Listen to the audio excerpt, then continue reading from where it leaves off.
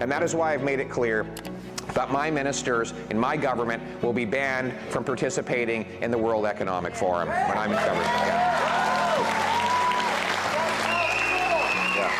We will ban all of our ministers and members of Parliament from any involvement in the World Economic Forum.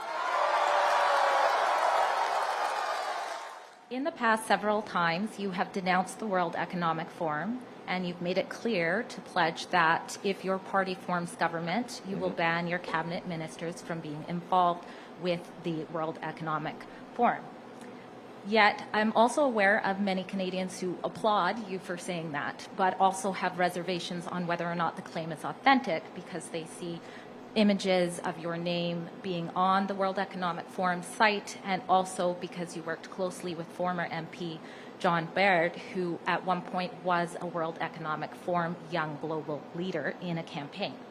So my question for clarification purposes, for those concerned about foreign globalist organizations potentially encroaching on our nation's sovereignty, does your pledge to ban cabinet ministers from being associated with or involved with the WEF expand to those you hire as staff as well as advisors? Yes. No staff, no ministers, no MPs in my caucus will be involved whatsoever in that organization. It is a group of high-flying, high-tax, high-carbon hypocrites who all got on their private jets to fly off to a remote ski village where they talked about how working-class people should not be allowed to heat their homes or drive their pickup trucks. I'm not going to work for a group of globalist billionaires who serve their own interests at the expense of everyone else. And I'd like to specifically point out Mark Carney. Here he was, celebrating the central banks who caused the inflation by printing trillions of dollars so that people like multimillionaires like him could have their asset values inflated while the purchasing power of working class people and seniors was wasted away by inflation. A massive wealth transfer from the have-nots to the have-yachts. A common-sense conservative government will bring home control of our democracy to this country, and it's not just on... Well, this is some great questions. First of all, modern MMT, they call it, modern monetary theory. MMT can also stand for more money today or magic money tree. It's this new theory where governments will just simply print cash.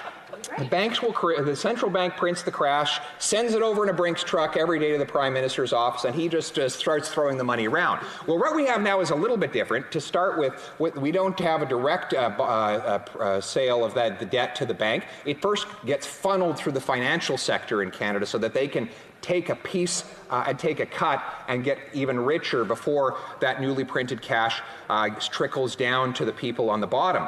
But the bottom line is that what we have today is very similar to MMT. It is printing mass sums of cash that inflates the assets of the rich and raises the consumer prices of the poor. That is a massive new inflation tax that will only help big government, big business, and the super rich at the expense of the working class. That's why we're speaking out against it. As for Mr. Carney, you're right, he's part of the World Economic Forum that the finance minister joins, which says that in 2030, only 9 years from now, you will own nothing and you will love it. That is the agenda of these people. Maybe that's why over the last year they've done everything in their power to make housing completely unaffordable so that nobody can afford it except them, a small group of landed aristocrats, while the common people are out in the field doing the work. We on this side want to democratize property ownership, make it available to everybody.